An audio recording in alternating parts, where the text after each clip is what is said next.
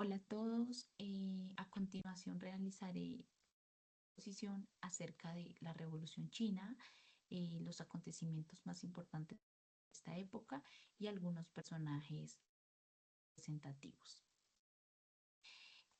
Bueno, la Revolución China pues marcó el inicio de la transformación de un antiguo imperio que ya venía pues en decadencia hacia una nación unificada y bajo un régimen comunista. Esto pues ocurrió tras la caída de la dinastía Qing en el año 1911, cuando surgió una profunda rivalidad entre el Kuomintang y el Partido Comunista de China, que fueron pues dos fuerzas políticas muy importantes que aspiraban a unificar y modernizar el país, pero pues estaban desde ideologías opuestas. Lo que esto hizo fue que se desencadenara pues una guerra civil prolongada. Por una parte, pues el Kuomintang representaba la corriente nacionalista y estaba muy enfocado en la modernización del Estado y en un modelo republicano de corte burgués. Y ya por otra parte, pues el Partido Comunista de China em, había adoptado el marxismo y el leninismo como base de sus ideologías. Esto pues estaba muy centrado como que en su estrategia era la movilización del campesinado como el motor principal de la revolución. Pues ambas fuerzas, tanto el Kuomintang como el Partido Comunista de China, formaron lo que se llamó como el primer Frente Unido, que fue con el objetivo de consolidar la república y enfrentar la guerra que principalmente se estaba dando con Japón en aquel momento. Sin embargo, todo iba normal hasta que el líder del Kuomintang rompió esta alianza al ordenar lo que llamaron como la purga de comunistas que ocurrió en la masacre de Shanghái. Cuando esto ocurrió, pues marcó el inicio formal de la guerra civil en China.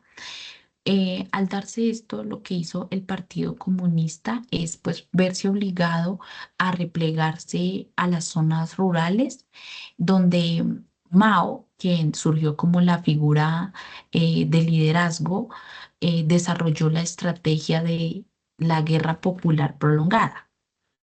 El momento decisivo en la lucha por el apoyo popular, pues fue la reacción de ambos bandos frente al expansionismo japonés, especialmente tras la invasión de Manchuria en el año 1931.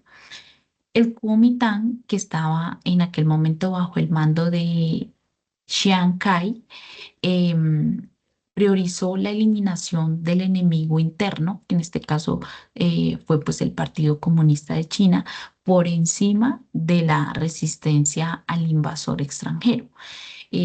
Al tener esta postura, percibía como conciliadora y dispuesta a ceder territorio para ganar tiempo en su lucha anticomunista. Pero lo que esto hizo fue que se debilitara su legitimidad frente a la población. Ya por el contrario, el Partido Comunista, él sí, en cambio, decidió adoptar una política de resistencia total frente pues a la agresión que venía realizando Japón. Y esto hizo que se presentaran y se consolidaran como el verdadero defensor del nacionalismo chino. Em, que el Partido Comunista de China recurrió en esta época a la guerra de las guerrillas para movilizar a sus masas campesinas, fortalecer su capacidad militar y pues ampliar su base de apoyo social. Tras la guerra con Japón, pues debilitó profundamente al partido Kuomintang, tanto por su corrupción como interna, como por la inflación descontrolada en aquel momento que pues afectó la economía nacional. Y ya tras la rendición japonesa en el año 1945, pues se reanudó la guerra civil entre los nacionalistas por una parte y los comunistas por la otra parte. En este punto, pues el Ejército Popular de Liberación, junto pues de la mano con el Partido Comunista, pues se armaron y lograron imponerse al ejército nacionalista gracias a la estrategia militar eficaz y de amplio respaldo del campesinado, ya que pues estaban motivados por la promesa de una reforma agraria. En este punto, pues ya el Kuomintang había perdido eh, poder, digamos que estaba debilitado, y a pesar de que llegó Estados Unidos a respaldarlo con apoyo militar y apoyo financiero, pues ya realmente estaba desboronado, se había desintegrado y pues había perdido el control del territorio. Al ocurrir esto, pues ya el 1 de octubre de 1949, finalmente pues Mao proclamó la fundación de la República Popular China y pues consolidó la victoria del Partido Comunista tras varias décadas de guerra y de fragmentación. Ya pues para el partido Kuomintang y su líder Chiang Kai, pues se retiraron hacia una isla en Taiwán donde establecieron como un gobierno alternativo y pues acá dio origen a una división geopolítica que hasta la actualidad pues aún persiste. Cuando ya Mao logra consolidarse y pues estar en el poder, inició una serie de reformas profundas con el objetivo de transformar rápidamente o aceleradamente una sociedad agraria en un estado comunista. Esta etapa como inicial de este régimen comunista se caracterizó mucho por la superioridad como de la ideología sobre las consideraciones económicas. No se estaba teniendo en cuenta las bases económicas, sino las ideologías que ya se habían tomado desde la base de la fundación de este partido.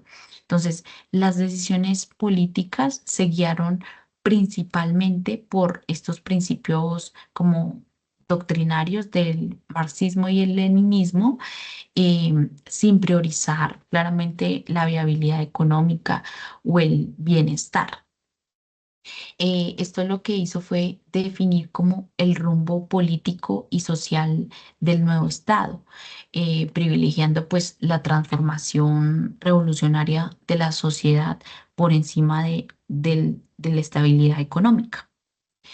Es en este momento cuando el gran salto adelante que se denominó fue un plan para la rápida industrialización y como colectivización total, ¿sí?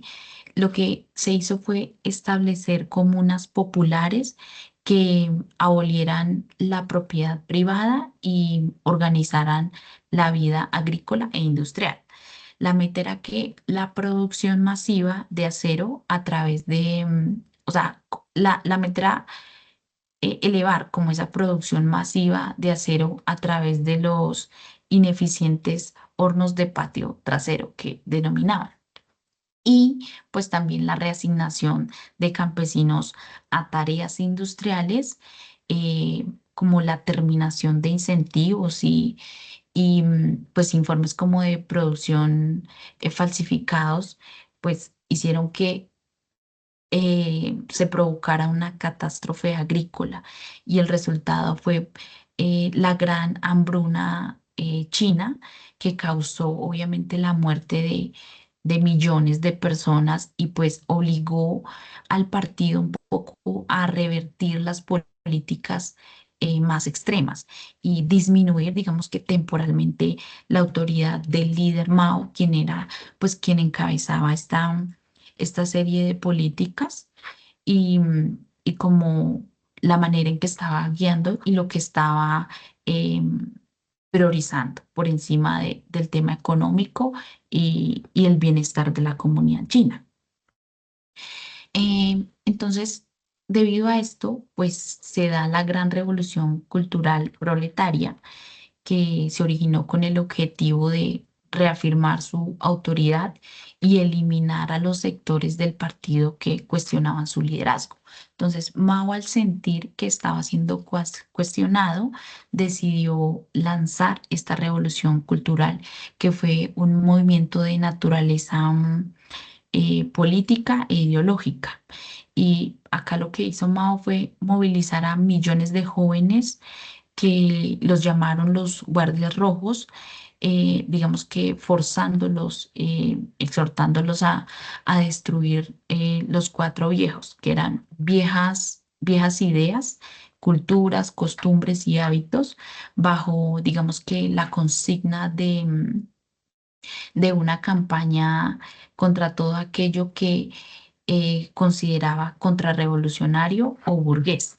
Entonces, esta revolución cultural hizo que el país entrara en una década de caos social, de violencia, donde muchos de los docentes, porque también hubo una parálisis como institucional, entonces muchos de los docentes y como antiguos funcionarios, pues fueron humillados, encarcelados o pues hasta ejecutados.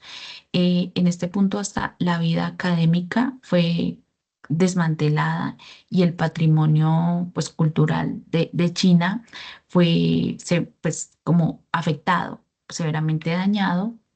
Durante pues este periodo se consolidó el culto a la personalidad de Mao, que pues era la figura central de este proyecto comunista y pues que tuvo que pagar el precio de un profundo trauma colectivo y pues obviamente enormes pérdidas humanas tras este acontecimiento y tras sus políticas extremas. Y ya finalmente, digamos que se da el fin de una era que fue pues la era de Mao, que fue una etapa más intensa de la revolución y el desarrollo comunista radical que culminó con la muerte de Mao el 9 de septiembre de 1976. Pues el triunfo del Partido Comunista de China em, no, en su momento no fue únicamente militar, sino también ideológico y estratégico. Obviamente existía una firme oposición al expansionismo japonés, y en contraste pues con la figura ambigua del Kuomintang. Esto hizo que en el momento de consolidarse el Partido Comunista le otorgara legitimidad ante el pueblo chino.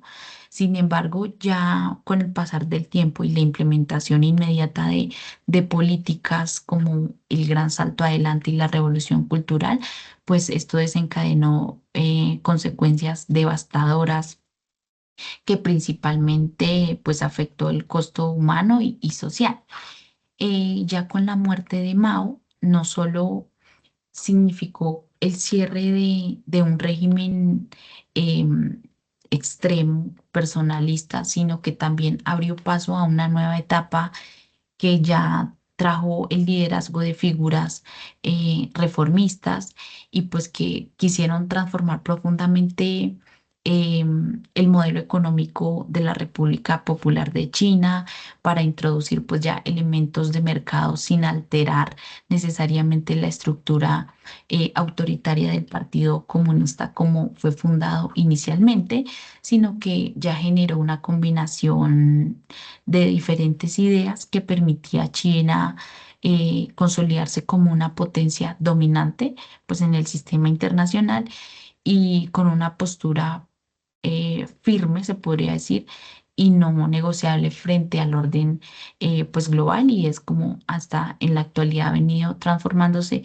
y adaptando nuevas ideas que pues obviamente la consolidan como una potencia dominante.